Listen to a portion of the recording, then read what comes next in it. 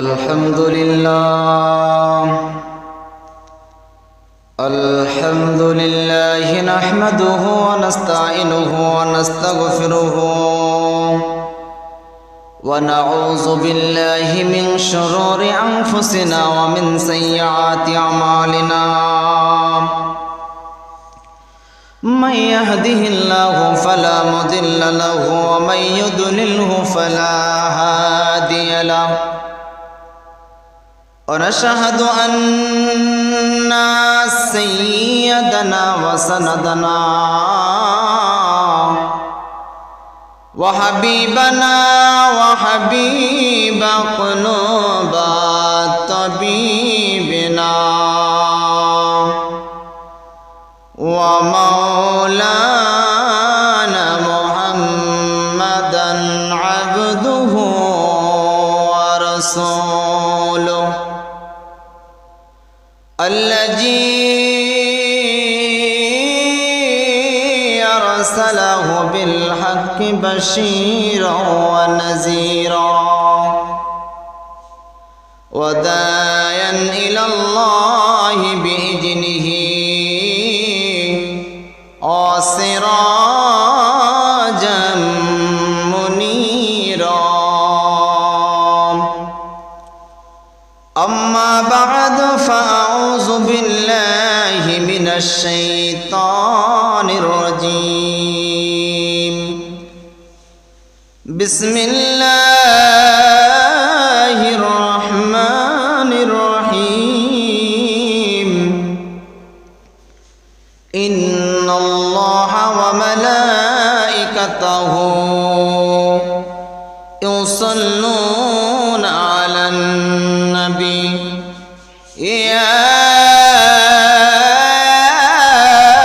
أيها الذين آمنوا صلوا عليه وسلموا تسليما اللهم صل على سيدنا مولانا محمد وعلى آل سيدنا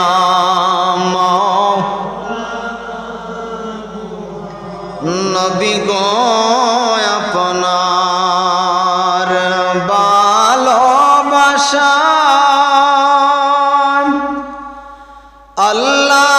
আল্লাহর ওলি হজায় নবী গো আপনার ভালোবাসায় ওয়াসাল করনি जो पाय अल्लाहुम्मा सल्ले अला सय्यिदना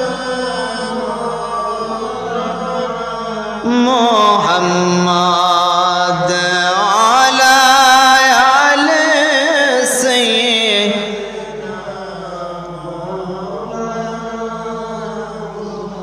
ला इलाहा ओ ला इलाहा बैरे नाम मजरूजा सैरोना तुम्हार माँ बाबर खिदमत भूलो ना अमर नबीर दुरूद सैरोना भैरे नबीर दुरूद सैरोना अमर नबियो তোমায় বলবে না লা ইলাহা মাশাআল্লাহ লা ইলাহা ও লা ইলাহা লা ইলাহা ইল্লাল্লাহ মুহাম্মাদুর রাসূলুল্লাহ সাল্লাল্লাহু আলাইহি ওয়াসাল্লাম। সমস্ত প্রশংসা জানাই সেই মহান রব্বুল আলামিনের দরবারে যেই মহান মুনিব 23 সালের শেষ জুমায় আমাদেরকে আল্লাহর ঘরে আসার বসার তৌফিক দিয়েছেন। সেই মহান রব্বুল আলামিনের দরবারে সবাই শুকরিয়া তান উচ্চ স্বরে বলি আলহামদুলিল্লাহ। লক্ষ কোটি দ্রুত সালাম জানাই কুল কায়ানাতের নবী, নবিয়ুল আম্বিয়া, সাইয়্যিদুল মুরসালিন, শাফিউল মুসলিমিন, রহমাতুল লিল আলামিন, নবিউল সমস্ত নবীদের নবী, আল্লাহ বলে আমার নবী মুহাম্মাদুর রাসূলুল্লাহ সাল্লাল্লাহু আলাইহি ওয়াসাল্লামের রওজা মুবারক অসংখ্য অগণিত দুরূদ ও সালাম, যেই নবীদের উম্মত বিনা চাওয়ায় বিনা দরখাস্তে আল্লাহ রাব্বুল আলামিন আমাদের মতো না খান্দা নাসিস গুনাহগার বান্দাদের করলেন, সেই জন্য আমরা আরেকবার শুকরিয়া তান বলি আলহামদুলিল্লাহ। সম্মানিত হাজিরিন, এই পৃথিবীতে আল্লাহ বহু মানুষকে ধনী বানিয়েছেন, ধন দিয়েছেন, অনেককে আল্লাহ অভাবী করেছেন, গরিব বানিয়ে দুনিয়াতে রেখেছেন। কত মানুষ হাঁটতে পারে না, চলতে পারে না, প্যারালাইজড হয়ে ঘরে পড়ে আছে। কত মানুষ হাসপাতালের বেডের মধ্যে পড়ে আছে, ক্যান্সারে আক্রান্ত, ব্রেন স্ট্রোক করে পড়ে আছে, কিডনিতে সমস্যা, কতই না অসুবিধা হইয়া কত মানুষ হসপিটালের বেডে পড়ে আছে। তাদের থেকে আল্লাহ আমাদেরকে সুস্থ রেখেছেন, ভালো রেখেছেন। কত মানুষ আছে অভাবে তাড়নায় ঠিক মতো 3 বেলা 3 মুঠো শুধু ভাত খাইতে পারে না। আবার কত মানুষ আছে খাদ্যগুলো অপচয় করে, নষ্ট করে ফেলে দেয়। এই জামানার মধ্যে আল্লাহ রাব্বুল আলামিন বান্দাদেরকে বানাইছেন বান্দাদের পরীক্ষা করার জন্য। আল্লাহ বলে, বান্দা আমি তোমাকে দুনিয়ার মধ্যে পাঠিয়েছি আমার ইবাদতের জন্য, আমার গোলামের জন্য, আমার দাসত্বের জন্য বান্দা তোমাদেরকে বানাইলাম। অন্য কোন উদ্দেশ্যে আমি তোমাদেরকে বানাই নাই।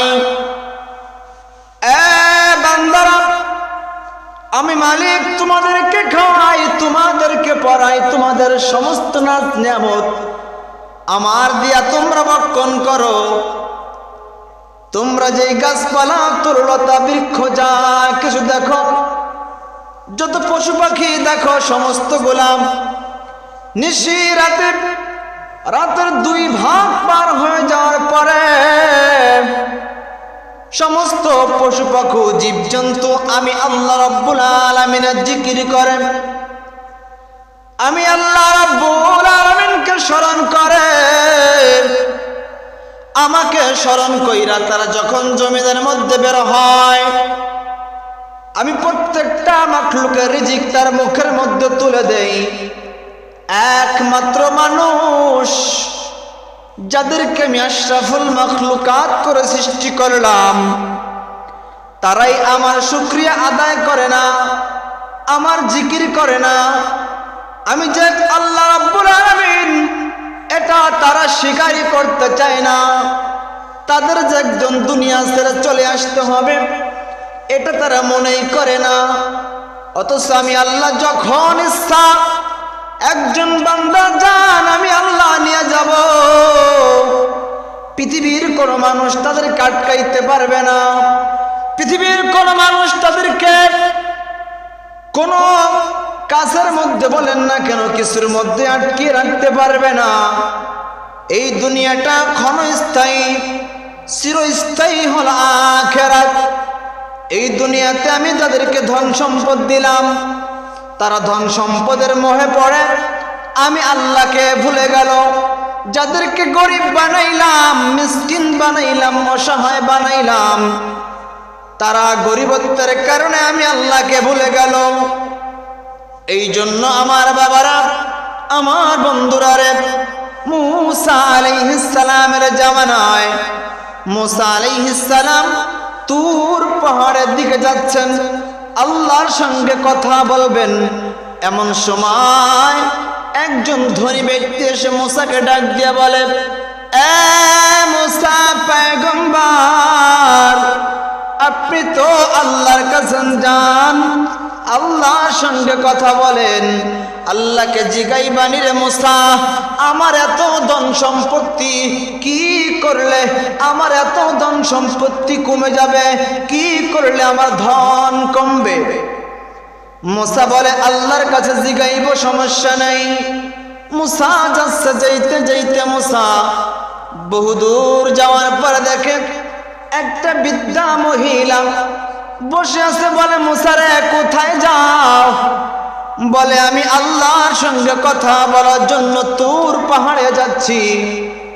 মুসা আলাইহিস সালামের কথা শুনে ওই মহিলা বলে, এ মুসা রে, তোমার আল্লাহর জিগাইবানি, আমি এত অসহায় গরিব মানুষ, ভাঙ্গা একটা ঘর, একটা ভালো ঘর তৈরি করতে পারি না, সন্তানদেরকে লয়ে আমি দুনিয়াতে চলতে পারি না রে মুসা, তুমি তোমার আল্লাহর জিগাইবানি, কি করলে আমি বড়লোক হইব, কি করলে আমি ধনী হইব, কি করলে আমার অভাব দূর হয়ে যাবে রে মুসা? এ মুসা, তোমার আল্লাহর জিগাইবানি, কি করলে আমি ধনী হয়ে যাব? মুসা বলে, জিগাইব আল্লাহকে, সমস্যা নাই। এই মুসা যাইতে যাইতে 3 রাস্তার মোড়ে যখন গেল, এমন সময় মুসা আলাইহিস সালাম দেখে একজন বৃদ্ধা মানুষ, হাত নাই, পাও নাই, চলতে পারে না, হাত দিয়ে কিছু ধরতে পারে না। মুসাকে ডাক দিয়ে বলে, মুসা কোথায় যাও? মুসা নবী ডাক দিয়ে বলে, বৃদ্ধা, তুর পাহাড়ে যাচ্ছি আল্লাহর সঙ্গে কথা বলার জন্য। বৃদ্ধা ডাক দিয়ে বলে, মুসা রে, যেহেতু আল্লাহর কাছে যাইবা, তোমার আল্লাহকে জিগাইবারে মুসা, তোমার আল্লাহ আমাকে কি জন্য বানাইছে? আমি তো হাঁটতেও পারি না, আমি চলতেও পারি না, অন্য মানুষ আমাকে ধরে নিয়ে যায়, মানুষ আমাকে আহার করায়, আমি এক জায়গায় বসে থাকি, বৃষ্টিতে এখানে ভিজি, রোদ আসলে এখানে আবার আমি শুকাই রে মুসা, হাঁটতে পারি না, চলতে পারি না, ধরতে পারি না। এ মুসা, তোমার আল্লাহর জিগাইবানি, তোমার আল্লাহ আমাকে কেন বানাইছে, কোন কাজের জন্য বানাইছে? মুসা বলে, আমি জিগাইব। মুসা নবী যাইতে যাইতে তুর পাহাড়ে গেলেন। তুর পাহাড়ের চূড়ায় উঠে আল্লাহ রাব্বুল আলামিনকে ডাক দিলেন। আমার আল্লাহর সঙ্গে কথোপকথন শুরু হয়ে গেল। মুসা নবী ডাক দিয়া বলে, আল্লাহ,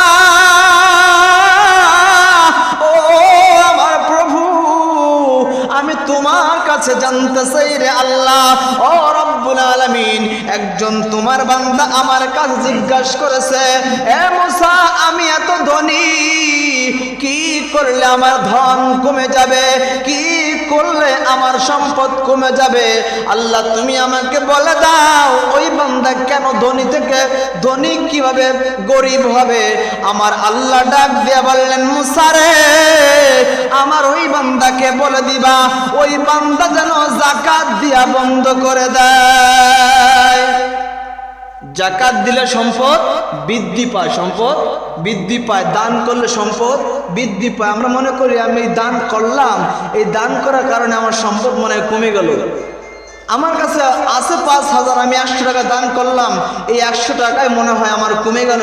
না, আপনি দান করলে আপনার দান করার কারণে আপনার সম্পদ বৃদ্ধি করে দিবে কে? জোরে বলেন, কে? আল্লাহ। এরপরে মুসাকে আল্লাহ বলে, মুসা, ওই ব্যক্তিকে আরো জানায়া দাও, ওই ধনী ব্যক্তিকে জানাও, ধনী ব্যক্তি যেন যাকাত দেয়া বন্ধ করে দেয়, ধনী ব্যক্তি যেন আমার শুকরিয়া আদায় করা বন্ধ করে দেয়, দেখবা ওর ফকির হইতে সময় লাগবে না। বলে আল্লাহ তোমার আরেকজন বান্দা আমাকে জিজ্ঞেস করেছে, তুমি তো ভালো করেই জানো কি করলে ওই বৃদ্ধা মহিলার সম্পদ বৃদ্ধি পাবে, বৃদ্ধা মহিলা এই দুনিয়ার মধ্যে সুখ শান্তিতে বসবাস করতে পারবে। আমার আল্লাহ মুসাকে বললেন, মুসা ওই ব্যক্তিকে ধৈর্য ধরতে বলো, আমি তাকে যে যতটুকুই সম্পদ দিয়েছি, যা আমি তাকে দিয়েছি তার উপর যেন তিনি সন্তুষ্ট থাকে, তার উপর যেন তিনি খুশি থাকে। খুশি থাকা যদি ওই সম্পদ পাওয়ার কারণে যদি আমার কাছে আলহামদুলিল্লাহ বলে, আমার শুকরিয়া আদায় করে, মুসারে ওই বৃদ্ধ মহিলাকে বলে দিবা শুকরিয়া করতে থাকুক, একদিন আমি আল্লাহ ওর সম্পদ বৃদ্ধি করে দিব। সুবহানাল্লাহ। তাহলে শুকরিয়ার দরকার আছে না নাই? জোরে বলেন আছে না নাই? আমার বাবারা, আমার বন্ধুরা, আজকে আমরা আল্লাহর শুকরিয়া আদায় করতে জানি না। আল্লাহ বলে ফাজকুরুনি আজকুরুকুম আশকুরুলি ওয়ালা তাকফুরুন।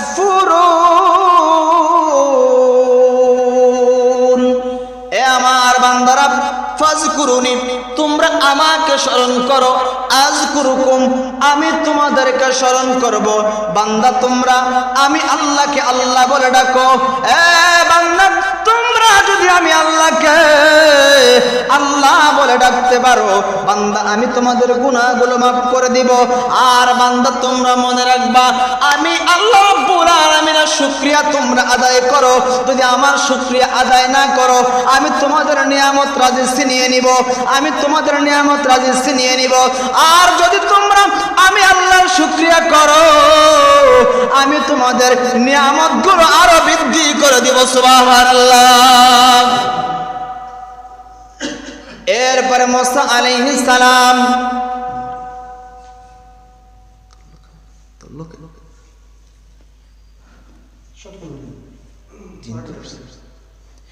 এরপরে মুসা আলাইহিস সালাম আল্লাহ রাব্বুল আলামিনকে বলেন, আমার প্রভু এই যেই ব্যক্তি তিন রাস্তার মোড়ে বসিয়া তোমার কাছে প্রশ্ন রেখেছে, আল্লাহ তুমি তাকে কেন সৃষ্টি করেছো? আমার আল্লাহ বলে, মুসা রে আমি এই ব্যক্তিকে সৃষ্টি করে দুনিয়ার মানুষদেরকে বোঝাইছি, এ দুনিয়ার মানুষেরা আমি ইচ্ছা করলে তোমাকেও এই বিদ্যার মতো পঙ্গু কইরা হাত নাই পাও নাই বানাইয়া তোমাদেরকে আমি সৃষ্টি করতে পারতাম, কিন্তু করি নাই। তোমাদের হাত দিলাম, পাও দিলাম, কিন্তু হাত পাও থাকার পরেও আমার হুকুম যারা না মানবে, ওই ব্যক্তি যদিও বিদ্যা হাত নাই পাও নাই, আমি আল্লাহ ইচ্ছা করলে ওরে মাফ করতে পারি। কিন্তু যাদের হাত আছে পাও আছে, এগুলা থাকার পরেও যারা আমি আল্লাহর সিজদা দেবে না, যারা আমি আল্লাহর গুণগান গাবে না, জবান থাকার পর আল্লাহর প্রশংসা করবে না, চোখ থাকার পর কোরআন দেখবে না, চোখ থাকার পর হক তারা দেখবে না, যারা অন্যায় পথে চলবে, এই হাত দ্বারা হাত থাকার পর যারা অন্যায় জিনিস ধরবে, এই হাত থাকার পরেও যারা অন্যায় কাজ করবে, এই পা থাকার কারণে যারা এই পা দ্বারা অন্যায় কাজ করবে, রে মুসা আমি এই জন্যই বান্দাকে এইভাবে সৃষ্টি করেছি, মানুষদেরকে বুঝাইলাম, মানুষ তোমরা যদিও তোমরা মানুষ, তোমাদের হাত আছে, তোমাদের পা আছে, কিন্তু ওই ব্যক্তির নাই, ওই ব্যক্তিকে আমি আল্লাহ মাফ করে দিব। ওই ব্যক্তিকে দিয়া আমি পৃথিবীর মানুষকে নিদর্শন হিসেবে বানাইলাম। সুবহানাল্লাহ। আমাদের সমাজ এমন লোক আছে না, হাত নাই পাও নাই, আছে না? অসংখ্য পড়ে আছে, অথচ আপনার হাত আছে, আপনার পা আছে, আপনার সব আছে, থাকার পরেও আপনি সেই মসজিদে পা দিয়ে হাইটে আসতে পারেন না। আপনার এমন পা থাকার চাইতে না থাকাই বড়, কথা বলেন ঠিক কিনা? এই পা থাকাচ্ছে না থাকাই বলো, যদি আল্লাহর ঘরে আসতে না পারেন পাও দিয়ে প্রতি জুমায় 5 ওয়াক্ত দূরের কথা, জুমায় যদি আসতে না পারলেন,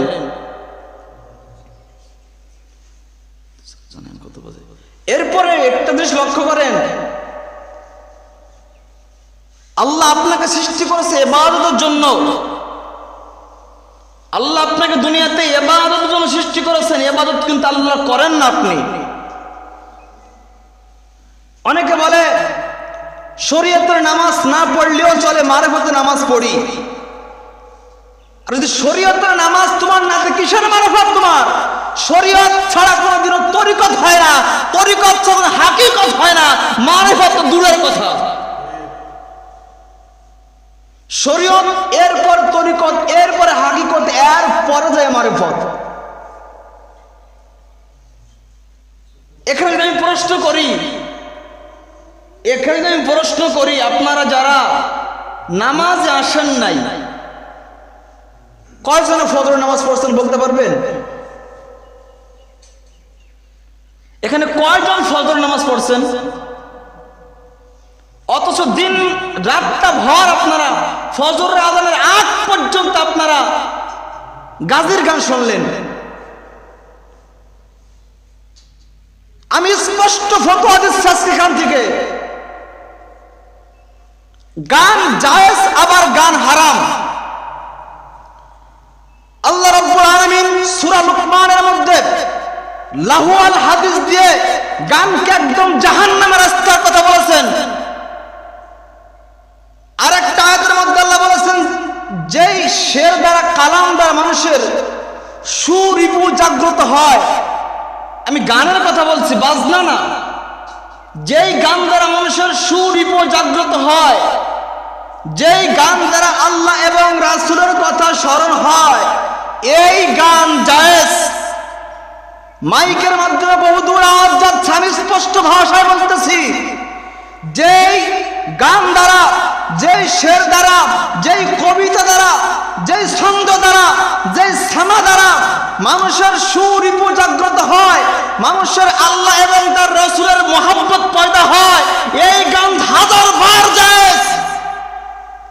আর যেই সব গান দ্বারা মানুষের কুরিপু জাগ্রত হয়, মানুষের কুখায়েশ জন্মায়, মানুষ নারীর প্রতি আকৃষ্ট হয়, যেই গান দ্বারা মানুষ অশ্লীল কাজে লিপ্ত হয়, এই গান হারাম, হারাম, হারাম।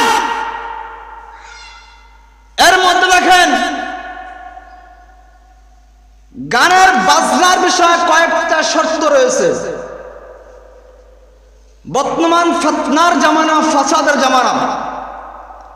বাজনার মধ্যে একটা বাজনা, এটা মুস্তাহাব। কি মুস্তাহাব? সেটা হলো দফ। প্রত্যেক বিয়ে বাড়িতে দফ বাজানোর কথা হাদিস শরীফের মধ্যে আছে। দুফুফুন মানে দফ, এই দফ বাজানোর কথা আছে, এটা মুস্তাহাব। আর এক পদের বাজনা, এটা হারাম। আর এক পদের বাজনা মুবাহ মানে জায়েজ। মুবাহ, বাজালে বাজাবেন, কিন্তু আপনি যদি বাজান আপনার গুনাহ হবে না, এটা জায়েজ, মুবাহ।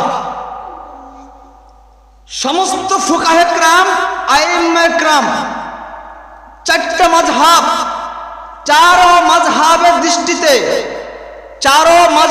দৃষ্টিতে দফ বাজানো মুস্তাহাব, বাকি বাজনা বাজানো মুবাহ, হারাম। মুবাহ, হারাম। এবার আসেন, আপনি যে গান শুনলেন সারা রাত, এই গানের মধ্যে, গানের জন্য 6টা শর্ত রয়েছে। যদি এই 6টা শর্ত গানের মজলিসে হয়, তাহলে গান শোনা জায়েজ। যদি 6টা শর্ত না থাকে, গান শোনা হারাম। 1 নম্বরে, যিনি গান গাবেন তিনি শরীয়ত সম্মত গান গাইতে হবে, শরীয়ত সম্মত গান গাইতে হবে। 2 নম্বরে, যিনি গান গাবেন তিনি টাকা পাবে, হাদিয়া পাবে, এই উদ্দেশ্যে গান গাইতে পারবে না। তবে যদি কেউ ইচ্ছা করে তার গান শুনে ভালো লাগে, যদি তাকে বকশিশ দেয়, ওইটা নিতে পারবেন। কিন্তু আপনি টাকা কন্ট্রাক্ট করে অথবা আপনার কিছু টাকা পাবেন, এই আশা করে আপনি গান গাইলে গান গাইতে পারবেন না। 3 নম্বরে, ওই মজলিসের মধ্যে মানুষ যারা গান শুনতে যাবে, তারা তুবারক পাবে, খাবার পাবে, এই আশায় গান শুনতে পারবে না। এ কথা আমি বানায় বলতেছি না। ইমাম গাজ্জাল রহমাতুল্লাহ আলাইহি ইহইয়ায়ে উলুমুদ্দিন ওই কিতাবের মধ্যে উল্লেখ করেছেন গান বাদ্য সম্পর্কে। 4 নম্বরে, যেই মজলিসে গান হবে ওই মজলিসে কোনো নাবালক থাকতে পারবে না। নাবালক মানে বোঝেন যাদের এখনো দাড়ি মোছ গজায় নাই, ওই নাবালক থাকতে পারবে না। 5 নম্বরে, ওই মজলিসে যিনি গান গাবেন এবং যারা শ্রোতা থাকবে তারা কেহ বেনামাজি থাকতে পারবে না। কথা কি বুঝছেন? কোনো বেনামাজি থাকতে পারবে না। 6 নম্বরে, ওই গানের মজলিসে যিনি গান গাবেন কোনো মহিলা গান গাইতে পারবে না। আজকে সমাজে পুরুষ গান গাওয়া চাইতে মহিলাই বেশি গান গায়, আর এই মহিলার দিকে সমস্ত শ্রোতা হা করে তাকাই থাকে। কথা কয় না কে? কথা কন, সব হা করে তাকাই থাকে। আমি স্পষ্ট ভাষায় বলতেছি, শুধু এখানের গানের জন্য না, আমার কথা ইউটিউবেও যাবে, আমার কথা ফেসবুকেও যাবে, যেহেতু ক্যামেরা হচ্ছে। যারা গান দেন, যদি এই 6টা সত্যের মধ্যে আপনার গান না পড়ে, আপনার জন্য গান শোনা হারাম, আপনার জন্য গান দিয়েও হারাম। কথা বলেন ঠিক কিনা? এরপর আসেন, যারা গান দেন, একজন পুরুষ 14 জন নারীকে দেখতে পারবে। কতজন? জোরে বলেন, মুখ খোলেন না কেন? কয়জন? 14 জন পুরুষকে একজন নারী দেখতে পারবে। তাদের মধ্যে বাবার মতো 5 জন, ভাইয়ের মতো 4 জন, 9 জন। এরপরে আপনার আর 5 জন হলো আপনার কি এভাবে আছে, মোট 14 জন। আর একজন পুরুষ 14 জন নারী দেখতে পারবে। এর বাইরে কোন যদি পর্দা মান, যদি ইসলাম মানেন, ইসলাম মানলে আপনি এই 14 জনের বাইরে কোনো পুরুষ নারী দেখতে পারবে না, কোন নারী পুরুষ দেখতে পারবে না। এটা ইসলামের আইন, এটা ইসলামের বিধান। কিন্তু আপনি যে যাত্রাপালা দেখলেন, আপনি যে নর্তকী দেখলেন, আপনি উলঙ্গ ফিল্ম দেখলেন, আপনি দিন সারা রাতটা পর্যন্ত আপনি একটা মহিলা কান্নাকাটি করলো, মহিলা নাচলো, মহিলা গাইলো, এগুলো দেখলেন, আপনার 100% জিনার গুনাহ হয়েছে। কথা বলেন ঠিক কিনা?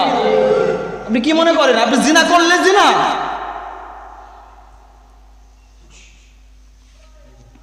আপনি জিনা করলে জিনা, চোখের জিনা আছে, হাতের জিনা আছে, পার জিনা আছে, আর আপনারা দেখলেন সবাই হাত তাকাই রইলেন একটা মহিলার দিকে, অথচ ফজরের নামাজ একটা বাদ পড়ে নাই। খুব সব কামাই করেছেন মেলা থেকে, একটা মানুষ ফজর নামাজ পড়লেন না। আপনার উপর ফজরের নামাজ ফরজ ছিল, আল্লাহ তো এই দিনে আপনাকে সৃষ্টি করে নাই। আরে যেই ব্যক্তি গান দিচ্ছেন, আপনি কি মনে করেন আপনার গান দিয়ে এত যদি জরুরি থাকে, এতই জরুরি থাকলে আপনি গান দিলে আপনি 12টার মধ্যে গান সমাপ্ত করেন না কেন? যদি ওয়াজ মাহফিল হয় সেখানে ফতোয়া দেন যে 12টার পরে মাহফিল করলে ফজরের নামাজ পড়তে পারবো না, আর সারা রাত কেমনে গান দেন? সারা রাত গান দেওয়ার কারণে মানুষ ফজর নামাজ পড়তে পারে না। শুধু পুরুষ গানে যায় না, মহিলা পর্যন্ত সব গানে ঠেয়ে বসে রয়েছে। এরা কি মহিলা? এদের জন্য কি ফাতেমার সঙ্গে জান্নাত? এদের জন্য ওয়াল নামক যোজক। আজ দুনিয়া থেকে পর্দা উঠে গেছে, নারীরা চুল ছেড়ে দিয়ে রাস্তা দিয়ে হাঁটে। হুজুরও দেখে না, আলেমও দেখে না, বড় লোকও দেখে না, মুরব্বিও দেখে না, চুল ছেড়ে দিয়ে হাঁটে, লজ্জা নাই, নির্লজ্জার মতো।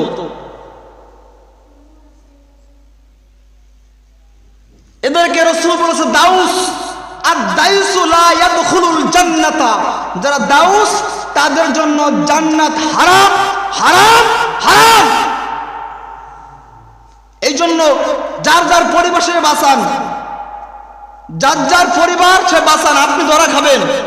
আমি চিল্লাইতেছি মনে করেন না যে আমার জন্য চিল্লাইছি না, আপনার জন্য চিল্লাইতেছে।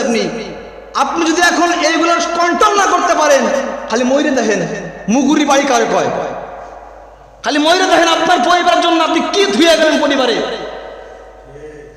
আপনি পরিবার কন্ট্রোল করেন, পরিবার কন্ট্রোল করেন, পরিবার কন্ট্রোল করেন।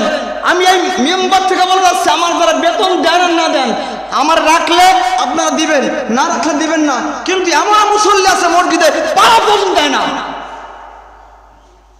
শরম লজ্জা করে না? কিসের মুসলমান দাবি করে সে আবার? এর আগে বলা হয়েছে, কয়েকবার বলে দেওয়া হয়েছে, তাকে বলা হয়েছে, সমাজের মাতবারকে বলতে বলা হয়েছে যে আপনারা আপনার সমাজের আপনাদেরকে বলেন, আপনার আত্মীয় স্বজন বলেন তাদের নামাজ আসে, নামাজে আসে না। দুপুরবেলা হইলে জুম্মার নামাজ, সপ্তাহে নামাজ পড়েই না, জুম্মার দিন পথ আসলে জুম্মার ইকামত হয় তখন ঘাস কাটতে যায়। শরম করে না? তোমার সাথে হিন্দু বলো, হিন্দুরা বলতে তাদের অনুষ্ঠানে তারা মিস করে না, আর তুমি জুম্মা নামাজ আসতে পারো না। তোমার কিসের মুসলমান দাবি করো তুমি? আল্লাহ বলেছেন এবং রাসূল বলেছেন, ওয়ালা তামুতুন্না ইল্লা আনতুম মুসলিমুন। আল্লাহ বলেন তোমরা মুসলমান না হয়ে কবরে যাইও না। এত কষ্ট করে রাসূল সারা জীবন এই উম্মতের জন্য সারা জীবন কষ্ট করেন, উম্মত আজকে নামাজে আসে না। রাসূল যেদিন বিদায়ের মুহূর্ত পর্যন্ত তিনি নামাজের জামাতে শরীক হয়েছেন, আর আপনি নামাজ আসেন না, কি মুসলমান হয়েছেন আপনি? শরম করা উচিত। উচিত ইসলামিক রাষ্ট্র হলে আমার মনে বলে যে প্রত্যেকটা মানুষের কারাদণ্ড হইতো। ইসলামের আইন হানাফি মাযহাব মোতাবেক নামাজ ছেড়ে দিলে তাই কাফের বলা যাবে না, তাকে জেল বন্দি করো, দুররা মারো, দুররা। যারা 3 জুম্মা 4 জুম্মা 1 মাস পর্যন্ত না, 3-4 মাস আমি এই একের আসার পর থেকে দেখছি নামাজে আসে না, এদেরকে দুররা না, এদের কি মারা উচিত আপনারা এখন? এই জন্যে মুসলমান, মুসলমানের তো আমিত্ব ধরে রাখেন। মুসলমান কাকে বলে? যিনি নামাজ পড়ে, যিনি রোজা রাখে, যিনি হজ করে, আল্লাহকে আল্লাহ বলে মানে, রসুলকে মোহাব্বত করে জানা চেয়ে বেশি পর্দা করে চলে, হারাম হালাল বেঁচে খায়, একেই বলা হয় মুসলমান। মুসলমান নামে সাইনবোর্ড যখন লাগাইছেন, মুসলমান হয়ে কবর যাইয়েন, মুসলমান হয়ে তারপরে কবর যাইয়েন। এই দুনিয়া রং তামাশা 2-1 দিনের জন্য, যে কোনো মুহূর্তে দুনিয়া থেকে চলে যাবে। এই তো শুনলাম একজন লোক মেলার মাঠ থেকে বাড়ি গেছে, বাড়ি যাওয়ার পরে বাথরুমে গেছে, বাথরুম থেকে আর বের হইতে পারে নাই। শুনছেন না? বের হইতে পারে নাই। তাহলে আপনার মরা লাগবে না? আপনারও মরা লাগবে, আপনারও মরা লাগবে। এই জিনিসটা মনে রাখেন। আপনার বাবা নাই, চলে গেছে, আপনার দাদা চলে গেছে, আপনার মা চলে গেছে, আপনার ছোট বাচ্চা সেও চলে গেছে, আপনার দাড়ি পেকে গেছে, আপনিও যাবেন, আপনিও যাবেন কবরে। এই পৃথিবীতে কোনো মানুষ থাকতে পারে নাই, ইহুদি নাসারা খ্রিস্টান বৌদ্ধরে যে নম্রত পর্যন্ত থাকতে পারে নাই, সেখানে আমি তুমি কে? আমার নবী দুজাহানের বাদশা, আল্লাহর পর্দার স্থান, সেই নবীকে দুনিয়া থেকে পর্দা নিতে হয়েছে। দুনিয়া থেকে পর্দা করে কবরে শুয়ে আছেন, এখন রওজায় জিন্দা অবস্থা শুয়ে আছেন, তাকে যদি পর্দা করতে হয়েছে, সেখানে আমি তুমি কিছুই না। এই জন্যে সেই রাসূলের সুন্নাহগুলোকে মেনে চলেন, 5 ওয়াক্ত নামাজ পড়েন, বাপ মার খেদমত করেন।